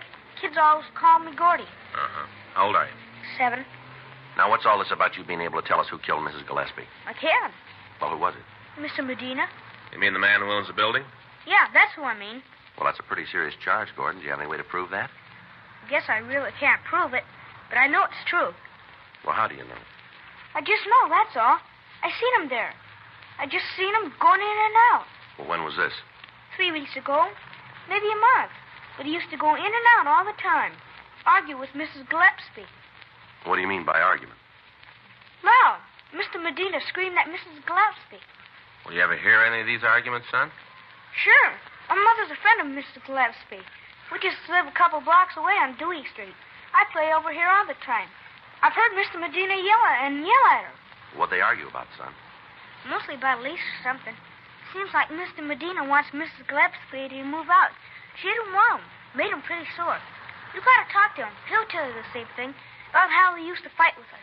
All right, son. Your mother ever hear any of these fights? Sure. You ask her. She'll tell you the same way just as I did. Okay, is she home now? Should be. Maybe she went out to the store or something. She should be home. Okay, son. Let's go, Frank. Yeah. Guess this is about the most excitement we've had for a long time. Yeah. Poor old Mrs. Gillespie. Sure a nice old lady. Real nice. Mm-hmm. Wasn't hardly anybody that didn't like her. Hardly anybody. How about Mr. Medina? 7:04 p.m. We drove young Gordon Eric to his home and talked with his mother. She verified his story about the arguments between the victim and Medina. She went on to say that Medina had threatened Mrs. Gillespie, saying that if she wouldn't vacate the premises, he'd take care of her. We had their statements taken, and at 8:40 p.m. we went by Medina's house and asked him to accompany us downtown. He finally agreed, although he was sullen and uncooperative. When we got him down to the office, we checked his name through the record bureau, but we found that he had no criminal record in Los Angeles. His prints were rolled and sent to Harlan Stahl for comparison with those found on the murder weapon. While we waited for the results, we talked to him in the squad room. You're going to regret this, you know that. Yeah. I'm telling you, you're dragging me down here with all these questions. You just wait till my lawyers get here. He'll put a stop to all this foolishness. You want to tell us what it's all about, Medina? Tell you about what? How one of my tenants got himself killed? Now, listen. I got property all over town, a lot of tenants. I worried about each one of them. I wouldn't have no time to do nothing else. We understand you had some pretty big arguments with Mrs. Gillespie. Who said that? Who told you that? Is it true? Why, it's a lie. You bring the person in here who said it, and I'll tell them it's a lie right to their face. You just bring them in here. We can't do that, and you know it. Yeah, of course you can. You know why? You want me to tell you? Go ahead, you tell us. You can't show the person who said that because there ain't no such person. Anybody in the world who says, I'll argue with Bertha. Uh-huh. You try to get her to break her lease with you? That's none of your business. I told you before, I'm not about to answer a lot of questions that aren't none of your concern. A couple of things we better set you straight on, mister. You're a suspect in a murder.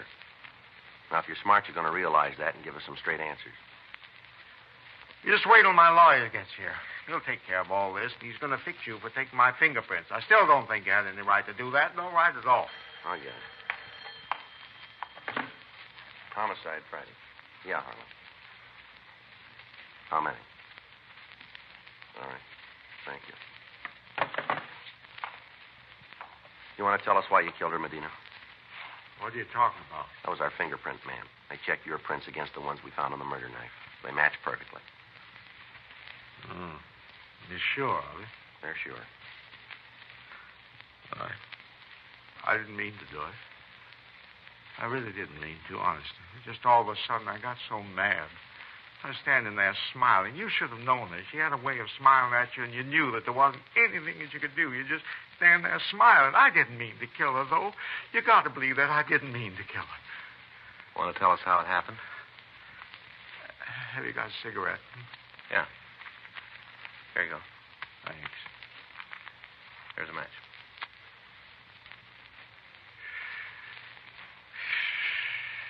I had a chance to lease the place to some other people. More money. I tried to get her out.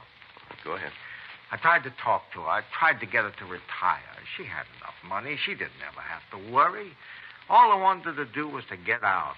But she wouldn't. She said I'd signed a lease with her and she was going to keep it. How much difference was there between what she was paying and what the new people were going to give you? $50 a month. You killed her for that? Oh, yeah, you don't understand. You got to try. Now, really, this is important. If you knew better, you'd know why I did it. You see, I went to her. I told her that I'd give her a lease on another piece of property. I'd give it to her at less money. I was trying to be fair. You can see that. I wanted to be fair. Mm-hmm. Well, that Saturday night, I decided to have it out with her. I went over to talk, tried to convince her. But she wouldn't listen. She just wouldn't listen. I tried everything to make her listen, but she wouldn't. She just stood there and told me that she had the lease and that she was going to keep it. She just stood there with that superior smile of hers, like she knew it all. Makes you want to hit her as hard as you could. If you knew her, you'd see what I mean. You'd see. Did you take the money? Yes. I don't know why I did that. Just all of a sudden, I got so mad at her, I picked up the knife. And I killed her. I didn't mean to, honest, I didn't. As soon as I saw her, I was sorry. I was real sorry. Yeah. Did you turn that water on? Well, I guess so. You see, I don't remember too good. I washed my hands after I'd killed her. I remember that. I guess I did leave the water on. I guess I did, yes. All right. Do you want to get the stenographer, Frank? Sure. Thanks.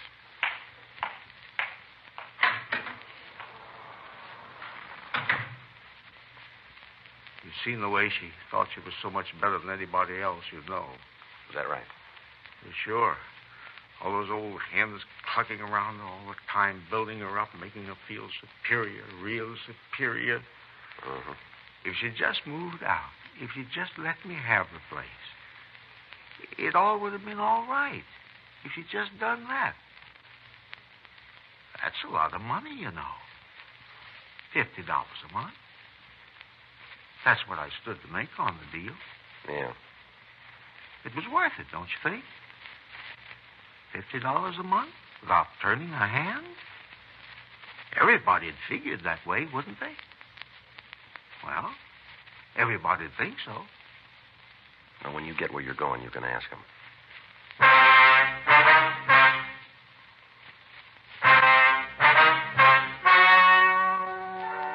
The story you have just heard is true. The names were changed to protect the innocent. On November 10th, trial was held in Department 97, Superior Court of the State of California, in and for the County of Los Angeles.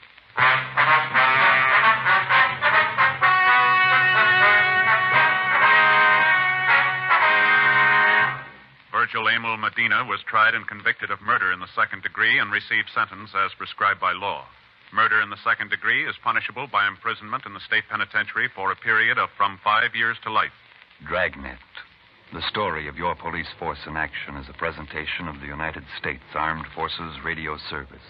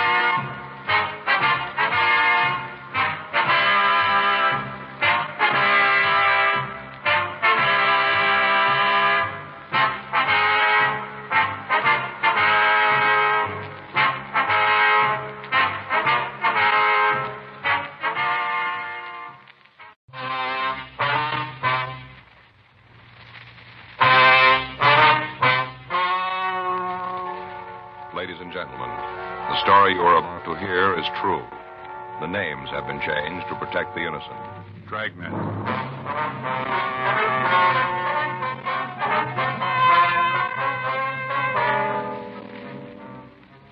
You're a detective sergeant. You're assigned to burglary detail. You get a call that a clothing store in Hollywood is suffering losses. The value of the stolen property is over $12,000. There's no lead to the identity of the thief. No pattern to his M.O. Your job, get him. It was Wednesday, June 3rd. It was hot in Los Angeles. We were working the day watch out of burglary detail. My partner's Frank Smith. The boss is Captain Bernard. My name's Friday. We were on our way out from the office, and it was 9:56 a.m. when we got to 1592 Vine Street, Dodd's men's store. Excuse me? Yeah? Wonder if you can tell us where you find Leonard Dodds? Yeah, that's him, fella back there in the blue suit. Thank you. Thank you. Well, I don't know how it happened, honey. No, I just came in this morning and I noticed the stuff was gone. The whole shipment of suede coats haven't even been unpacked yet. Yeah, about 24 of them. Well, white with a button-down collar. Yeah, I called the cops and the insurance company. Yep. Well, about 12,000. Well, a couple of customers just came in, honey. I'll call you back. Yep. Well, don't worry about it. Yes, sir? Can I help you, gentlemen? Mr. Dodds? That's right. Police officers. This is Frank Smith. My name's Friday. How do you do, sir? You reported a burglary this morning? Yeah, you guys from Hollywood? No, sir. We're out of Central. I didn't think I'd seen you around here before. You want to tell us what happened? Yeah, come on back to the storeroom. When did you first discover the theft? Well, this morning when I came in, I went back here to unpack some new merchandise, and I found most of it gone. Here, I'll get the door. Now, this is our storeroom. When we get a shipment from the east, the cases are kept here until we get a chance to unpack them and check the invoices. I see. Was all of the stolen merchandise taken from this room? I'm not sure about that. I do know that a shipment of suede jackets and waistcoats was in here. It's gone now. A couple of cases of shirts, too. The only way I'd have of knowing if they took anything from out in the store itself would be to make a complete inventory. Mm-hmm. What do you estimate the loss at? $12,000. When was the last time you saw the merchandise in here? Yesterday afternoon. About what time? Well, I'd have to guess at that. I'd say about 3 or 3:30. How many doors are there to the store here? Just the front one in the back, opens into an alley. What if we could see the rear door? Sure. Back this way. One of the first things I thought of, too, but it was locked. You opened the door this morning, did you? Yes, I found the stuff gone, then I checked the door. It was still locked. Uh-huh. You have an alarm system in the store? Yes, didn't go off last night, though. I see. Here's the door. You can see for yourself there's nothing wrong with the lock. How about it, Joe? No, there's no signs of it, Jimmy. Well, that's what I thought, too. I looked pretty close. Couldn't see any sign of where they got in. How about windows? Possible they got in through a window? No, I'm sure of that. Only 2 we've got are in the tailor shop. Here. Now, you can see them up there. Good 10 feet and barred. They couldn't have gotten in there. All right, we'll have our crime lab take a look. Who has keys to the place? Well, I've got one. Yes, sir, but who else? Well, there's just me and Al. Al? Yeah, Al Baker. He's sort of the assistant manager. Whenever I'm not around, he takes charge of things. Could we see him? Well, you can when he comes in. Listen, I don't want you to give him any trouble. I'd trust him with anything at all. I don't want you asking him a lot of embarrassing questions. All right, sir. How long has he worked for you? Oh, I guess it's been about 5 years. I don't think I could run the place without him. Sure wouldn't want to try. I see. Besides this Baker, how many people do you have working for you in the store? 3 others full-time. During rush periods, I call in extra help. Can you give us a list of their names? Yes, but you can be sure of one thing. What's that? Isn't anybody who works at the store did this. You seem pretty sure about that. Well, I know my people. All of them have been with me for a couple of years. I trust them all. I noticed that you're doing some remodeling here. How about the workmen? Possible one of them took the merchandise? Mr. Friday, do you know how much $12,000 in clothes is? Yes, sir. I have an idea. The both of you couldn't carry it in one trip. Not in a couple of trips. Whoever took those clothes was here a long time, and he worked hard getting them out of the store. Yes, sir. But about the workmen? It couldn't have been one of them. None of them have keys to the place. We have to open up to let them in, and they leave before we close. If they tried to get the things out of the store, one of us would have seen it. Couldn't possibly have been one of them. Frank? Yeah? You want to call the crime lab? Sure. Can I use your phone? Yes. It's on the counter in front of the store. I just don't understand it. Sir? Just doesn't seem to be any way they could have gotten all of the clothes out. No way at all. Well, they must have found one.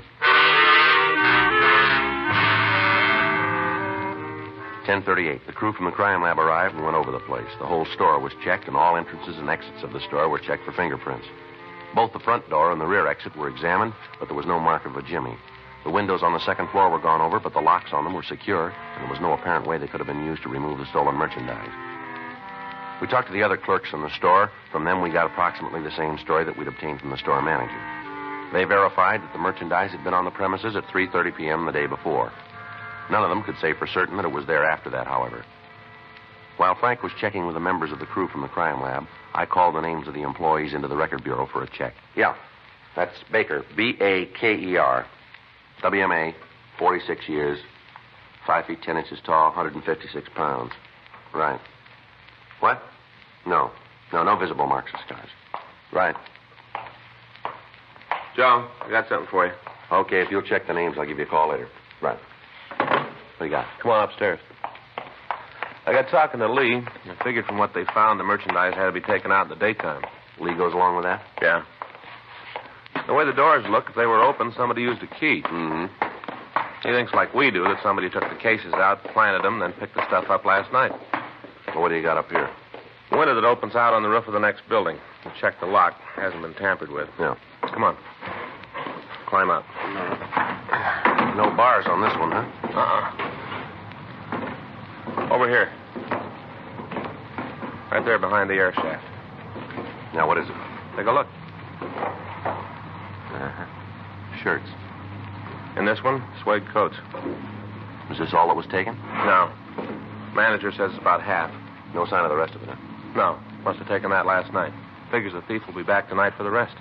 Well, it'll be here. Mm-hmm. So will we.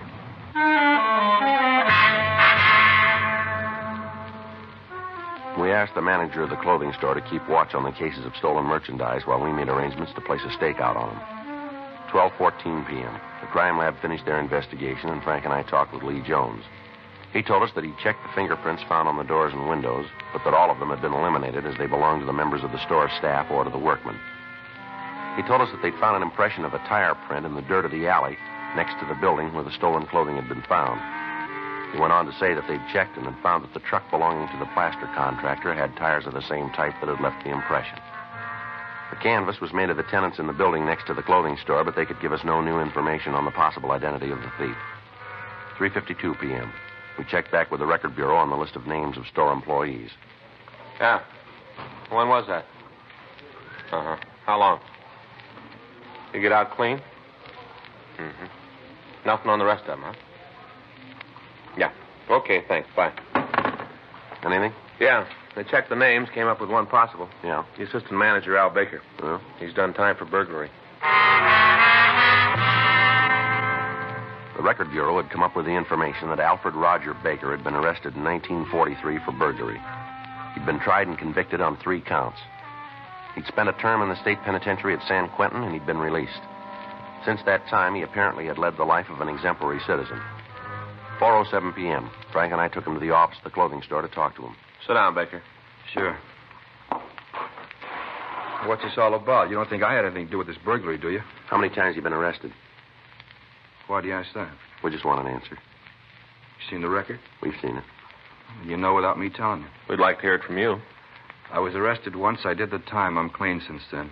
I thought when you did the time and they let you out, you didn't owe anybody anything. Yes, that's right. Well, then what are you guys hopping on me for? I just work here. I mean, just because I did a hitch for burglary, that I had anything to do with this. We didn't say you did. Well, you're sure acting like I did, bringing me in here talking about how I was arrested. Sure are acting like you think I had something to do with this one.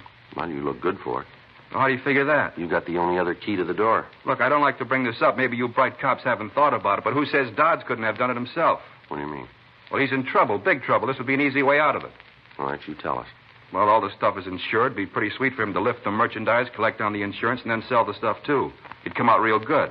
That's the way you got it figured, huh? I'm not trying to figure it anyway. All I know is that you guys are trying to wrap something around me that doesn't fit, and I want no part of it. Come right down. It must be a couple of guys' work here who could have done it. Well, the way we got it, the thief used a key. Well, that brings us right back to Dodds. Well, if he's in trouble financially, then why is he doing all this remodeling? He hasn't got much choice. He's got to brighten this place up or he's going to lose what business he's got. You check into him. You look it up. You'll see what I'm talking about. It makes a lot more sense than you hauling me in here. Can you account for your time last night? From when? From the time you left here. Yeah, I can give you every minute. All right, go ahead. I left here at 6:30. That's the time I always leave. Who was here when you left? You mean who locked up? That's right. Leonard. He always locks up, always. Where'd you go after you left? Went up to the corner and had a beer. That's like always, too. Anybody in the bar know you? Yeah, the bartender and the waitress. They'll vouch for you? Well, sure they will. All right, go ahead. After I left there, I drove home. What time did you leave the bar? About 7:10. I had one beer, smoked 2 cigarettes, put a nickel in the nut machine on the bar, and went home. I left at 7:10. Sure wish I knew you were going to want to know all this. I'd have been more careful about remembering. I forgot how many nuts I got from the machine. I'll take a wild guess and say 14. I got no way of proving that. You'll have to take my word for it. What time did you get home? About 7:50. Where do you live? Out in the valley. Traffic's heavy going out at the pass that time, and it took me 10 minutes longer than it usually does. You prove when you got home? Yeah, I can. How? Talk to my wife. We got a time clock on the wall just as you come in the door. I punch in and out. The time will be there. What about last night? I was home all night. I had dinner, sat around and watched television, went to bed. You didn't leave your house, huh? No, not from the time I got home last night until I left this morning. Pretty bad, isn't it? How do you mean that? I can prove every minute of it. Look, you get off my back, cop. You start looking around, you'll come up with a lot of guys who had a lot more chance and a lot more reason to heist that stuff than I do. That won't be hard because I haven't got any. You sit tight and I'll show you who sold that stuff. Huh? Wait a minute. Where are you going? Just over to the desk. I want to show you something. What? You'll see. Hold it just a minute. Now, you show me what you want and I'll get it for you. Hey, you cops, you never learn, do you? Open the top drawer. This one? Yeah. All right. Now open that one. All right, what do you want? A folder right there. This one? Yeah, that's the one. Put it up on the desk. All right. Go on, open it. Yeah? Now take a good look at the reason the stuff was stolen. What is it, Joe? Bills. Isn't anything in the store that's paid for. Take a look at them yourself. Here. Look here. Past due. Please remit. Your credit is important. Overdue. Past due. Go through the rest of them. They're all like that. There isn't a place in the country anymore that'll extend any credit to Dodds. Not one. You're looking for somebody who had a reason to steal the stuff? Well, there's your answer. You talk to Leonard Dodds. He's got the reason. Come in. Joe. Thanks. See you a minute. I'll take it. Okay. Telling you, you got to lean on somebody. You lean on Leonard Dodds. He's the one. Don't come around here bothering me. Joe. Yeah? Yeah, what do you got? He might be telling the truth. Huh? Stuff on the roof. Yeah. It's gone.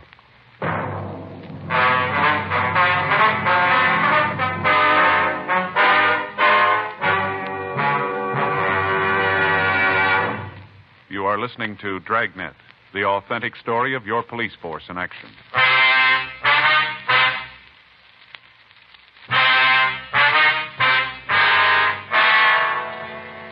With the removal of the remaining packages on the roof, our main opportunity of catching the thief was gone. We questioned the people in the store about it. From them, we learned that the manager, Leonard Dodds, had brought the cases of clothing into the store himself. We talked to him, and he offered as an explanation the fact that the insurance company wouldn't like him leaving the supply of expensive suede coats up on the roof. He went on to say that catching the thief was our business, that we were not to interfere with his running of the store and any attempt to apprehend them. We tried to question him regarding the accusations made by the salesman, Al Baker. He said they were ridiculous and that we should know better than to listen to the accusations made by an ex-convict. He went on to say that he resented the questions we put to him and that if we intended to continue, he would have to get in touch with his lawyer. We contacted the office and made arrangements for a stakeout to be set up on the roof of the building next door, and then Frank and I returned to the office to check further on Leonard Dodds. We checked with his bank, and we found that he had several notes on the clothing store. The head of the loan department told us that Dodds' payments had been irregular, and that at the time he was overdue on one of the notes. We contacted the insurance company and found that Dodds had made a claim on the stolen merchandise that morning and had requested payment as soon as possible. We turned the list of the stolen articles over to pawn shop detail and asked them to see that the information would get into the hands of the second-hand dealers in the city. 10:15 p.m. Frank and I filled out the log and prepared to leave the office. You about ready? Yeah, I'll be right with you. I got it. Burglary Friday. Yes, ma'am. Well, I'm not sure. No, the officer that handled the case isn't here right now. I wonder if I could take a message. Yes, ma'am. He'll call you when he gets in. All right, uh-huh. Yes, all right. If you'll wait just a minute, I'll transfer you to the main jail. No, the main jail. They'll probably be able to tell you. Yes, that's right. Just a minute. Hold on, please. Would you give this call to 2949, please? That's right, the bail clerk. Thank you. The woman wants to know how much it's going to cost to get her husband out of jail. Yeah. I got it. Burglary Friday. Yeah, Yeah, that's right, we did. Yeah. Well, when was that? That's right. Yeah, okay, we'll wait here. Right, bye. Well, looks like we got it made, maybe. What do you mean? Radio car out in the Westlake district just picked up a couple of kids. Uh-huh. Both of them were loaded down with clothes. Yeah. Label on them is Dodds Clothing. The radio car officer had told me on the phone that he and his partner, while making a routine patrol of the area, had spotted two boys walking down the streets carrying large quantities of clothing. When they were stopped, the two suspects were unable to account for the clothes, and they were not able to tell the arresting officers where they'd gotten them. In checking the pair out, the officers had called burglary detail, and we'd gotten our first concrete lead to the thief. 10:47 p.m. The two suspects arrived at the office. Their names were checked through R&I, and they were both found to have misdemeanor records listing petty theft and attempted burglary. One of them, Walter Kramer, had been convicted on burglary charges and had been sentenced to Preston School for Boys. He was at the time on parole. While the other boy waited in the squad room, Frank and I questioned Kramer in the interrogation room. How old are you? 18. Where do you live? You know that already. What are you asking me again for? I told the other cop, gave him all the information. Where do you live? 2574 Brandon Street. You want to tell us where you got the clothing you had when you were picked up? You're smart cops. You figure it out. You on parole now? No, I got out clean. Are you still that way? That depends on how you read this one.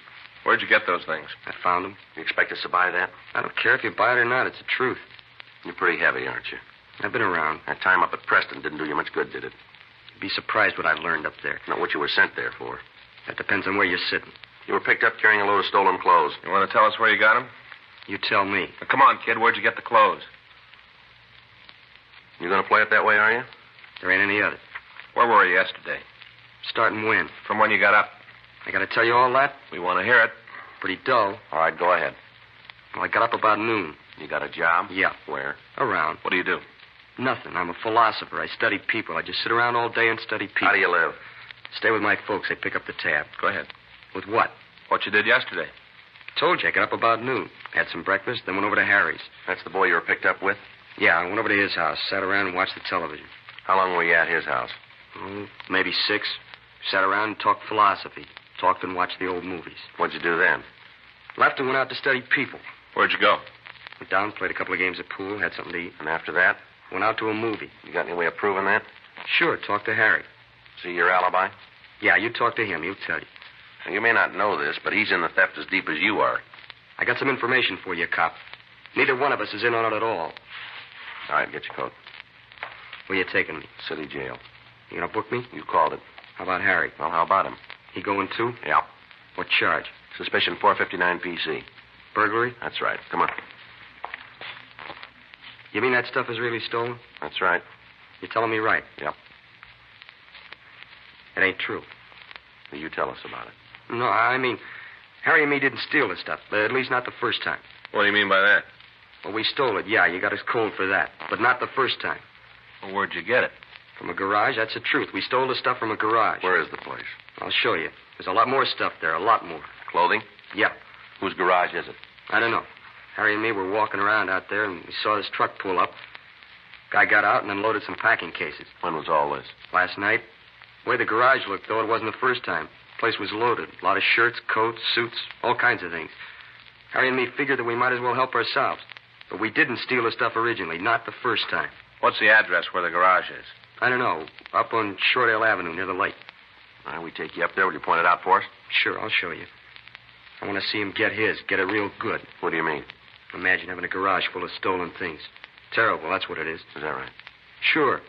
The important thing is that you know that we didn't steal it the first time. You got to believe that. We didn't steal it the first time. Is there really a difference?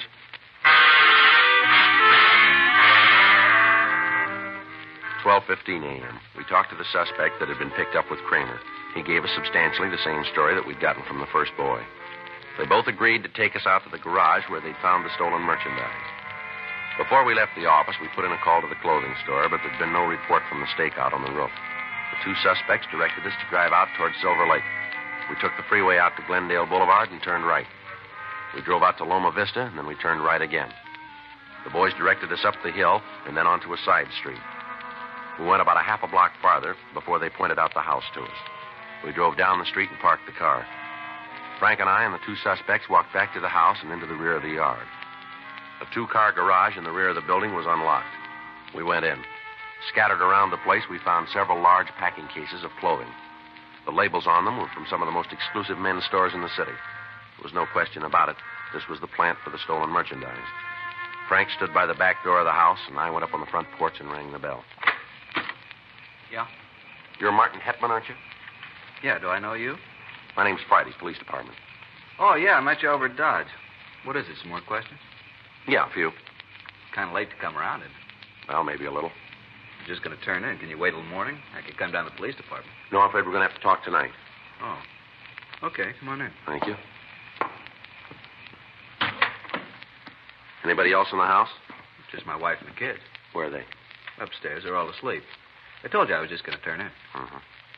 That garage out back, does that belong to you? What? The garage out in the back of the lot, is it yours? Yeah, it's mine. Why? What do you use it for? What do you use a garage for? I keep the truck there. Well, where's the truck tonight?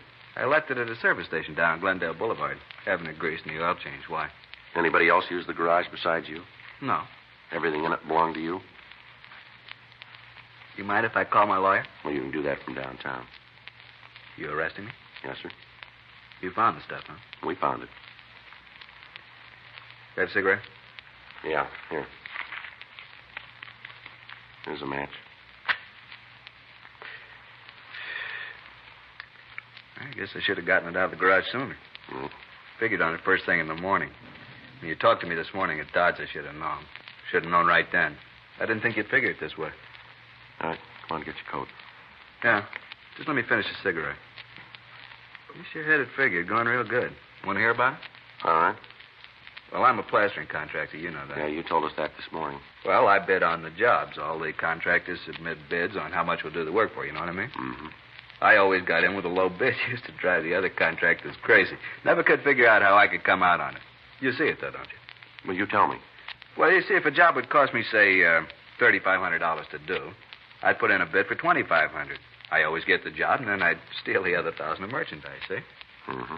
That way I could come out and nobody get hurt. What about the store owner? They weren't insured. Only body in the middle was the insurance company, so you see, nobody really got hurt. You about finished with that cigarette now? Yeah, just about. You're pretty lucky, you know? Is that right? Yeah, sure. This was going to be the last time. I figured that after this, I'd be able to go it straight. Got my equipment all paid for, money in the bank. Figured I could go it straight. This was going to be the last time. Well, you were right, weren't you? Hey, you mind telling me something? What's that? How'd you tag me? How'd you find out? We caught a couple of kids breaking into the garage. They'd stolen some of the clothes. They were picked up, and they pointed the place out to us. Kids? That's right. Oh, about that. That's really terrible, isn't it? What is? Oh, this younger generation. Now, I had legitimate reason. I was just trying to come out. Wasn't anybody going to get hurt my way. But those kids. I hope you're going to put them away for a long time, little thieves. Come on, get your coat. Let's go. That's just awful. No sense of honesty at all. I sure hate to think of what the world's coming to. You want to tell me something, Hetman? Well, sure. What do you want to know? Well, you said you just stole the difference between what you agreed to do the job for and what it really ought to be. I got it right? Yeah, just the difference. Well, you hit the Dodge store pretty hard, didn't you? $12,000 worth? Well, you see, that was a kind of a deal. Well. I didn't get anything on the last job, not a thing, so I had to make up for it, you see what I mean? Yeah. I had to come out some way. Nobody'd expect me to take a complete loss, would they? I wouldn't know about that. I just wanted what I had coming. Yeah, well, you're going to get it this time.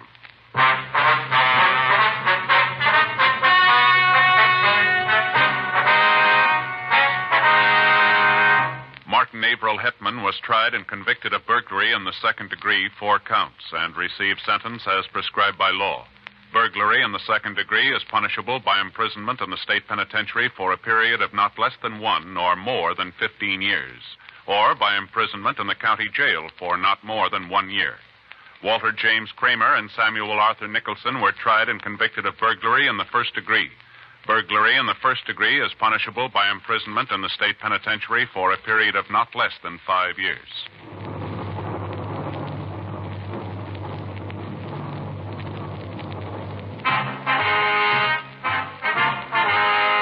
Dragnet is a presentation of the United States Armed Forces Radio Service.